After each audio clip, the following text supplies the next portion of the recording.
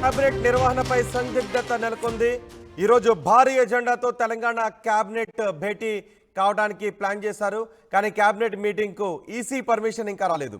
ఎన్నికల నిబంధనలు అమలులో ఉన్నందున అనుమతి రావడం కష్టమే అని అధికారులు అంటున్నారు.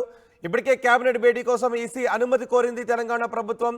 అధికారికంగా ఎలాంటి నిర్ణయం తీసుకోవాలన్నా ఇప్పుడు ఈసీ అనుమతి తప్పనిసరిగా తీసుకోవాలి. ఇంకా ఎన్నికల కోడ్ అమలులో ఉంది కాబట్టి ఈసీ అనుమతి రాకపోతే అనధికారికంగా కేబినెట్ భేటీ నిర్వహించాలి అని ఆలోచన చేస్తున్నట్టుగా తెలుస్తోంది.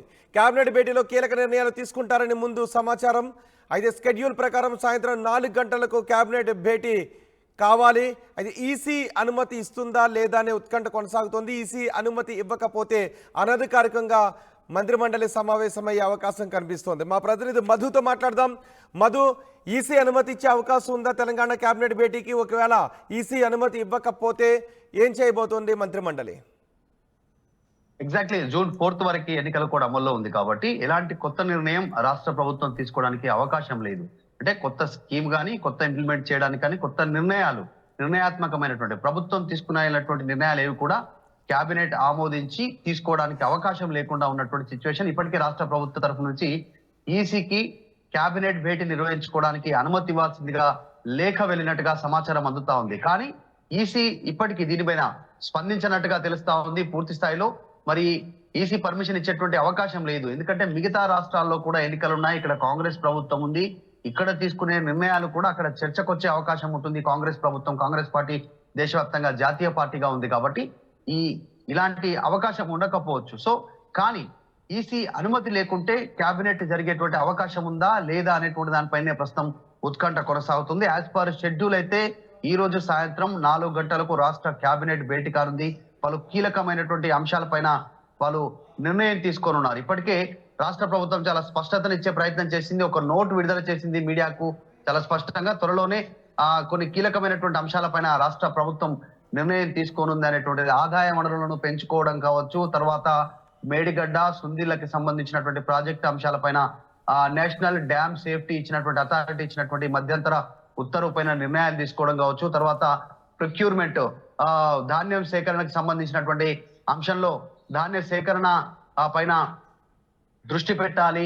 దాన్ని పూర్తి స్థాయిలో తడిసిన ధాన్యాన్ని కూడా సేకరించాలి. ప్రభుత్వం తరుగు లేకుండా 100కి 100%. అలా ఒకవేళ కనుక అలా కాకుండా మిల్లర్లు కనుక వేరేలాగా ప్రయత్నిస్తే వారిపైన చర్యలు తీసుకోవాలనేటువంటిది రాష్ట్ర ప్రభుత్వం నిర్ణయం తీసుకుంది. స్కూల్స్, కాలేజీల పైన నిర్ణయం తీసుకోవడానికి సిద్ధమైంది. ఇట్లా అన్ని అంశాలపైన దృష్టి పెట్టారు. అన్నిటికంటే ముఖ్యంగా ఈ రోజు రాష్ట్ర ప్రభుత్వం, రాష్ట్ర కేబినెట్ తీసుకోవాలనుకుంటున్న నిర్ణయం 35,000 కోట్ల రైతు రుణమాఫీకి సంబంధించినటువంటి అంశంపైనే ప్రధానంగా చర్చ జరిగే అవకాశం ఉంది. యాక్చువల్ గా మొత్తం కేబినెట్ లో ఇదే ప్రాధాన్యతతో కూడినటువంటి అంశం.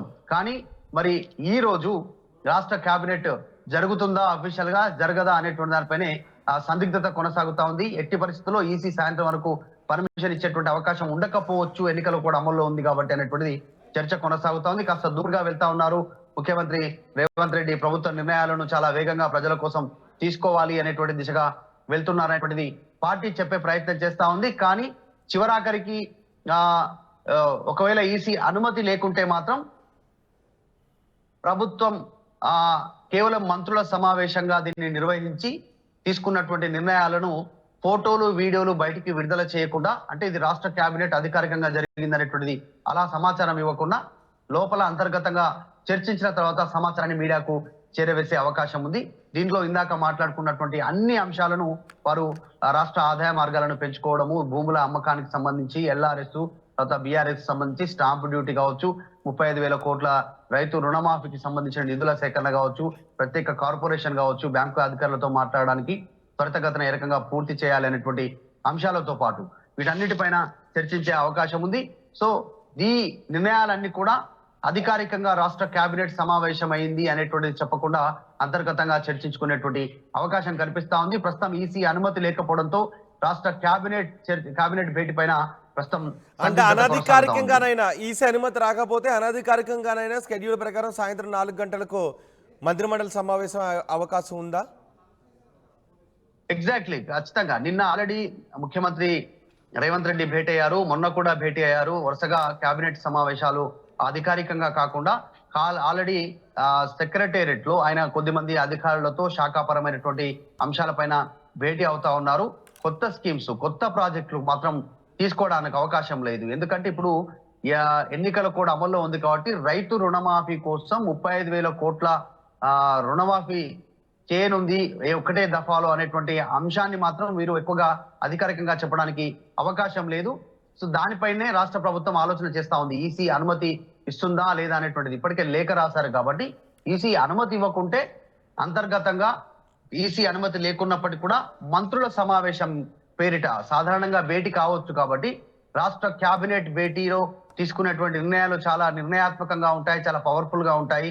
కాబట్టి అలా కాకుండా మంత్రులంతా ఈరోజు సాయంత్రం సెక్రటరియట్ లో భేటీ అయి నిర్ణయాలు తీసుకునే అవకాశం ఉంది. కానీ దాన్ని ఇంప్లిమెంట్ చేయడానికి అవకాశం లేదు ఇమ్మీడియట్. కానీ దానికి పూర్తి సమాయత్తం, దానికి సంబంధించిన మార్గాలను అన్వేషిస్తారు. ఆదాయ వనరుల పైన ఏ బ్యాంకులు ఎక్కువగా రుణం ఇవ్వడానికి సిద్ధంగా ఉన్నాయనేటువంటిది అధికారులు ఇచ్చినటువంటి నివేదిక పైన, తర్వాత ఒకే దఫాలో 35,000 కోట్ల రుణమాఫీ చేయాలంటే 10 నుంచి 15 సంవత్సరాలు రాష్ట్ర ప్రభుత్వం నెల బ్యాంకర్లకు నెల దానికి సంబంధించినటువంటి ఈఎంఐ అంటే ప్రభుత్వం నెల చెల్లించాల్సినటువంటి బకాయిలు చెల్లించాల్సినటువంటి అవసరం ఉంది. 10 నుంచి 15 సంవత్సరాలు దానికి లిమిటేషన్ పెట్టడానికి వీటన్నిటిపైన చర్చించే అవకాశం ఉంది. కాబట్టి బయటికి చెప్పకపోయినప్పటికీ ఈసీ అనుమతి లేకపోయినా ఈరోజు కేబినెట్ భేటీ అనధికారికంగా సెక్రటరియట్ లో భేటీ అవకాశం ఉంది. రైట్ మధు, తెలంగాణ క్యాబినెట్ నిర్వహణపై సందిగ్ధత నెలకొంది. క్యాబినెట్ మీటింగ్కు ఈసీ ఇంకా పర్మిషన్ ఇవ్వలేదు.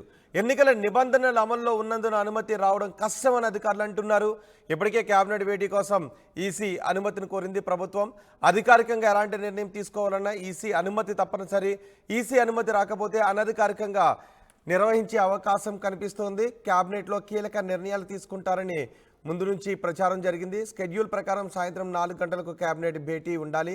ఈసీ అనుమతి ఇస్తుందా లేదా అనే ఉత్కంఠ కనిపిస్తోంది.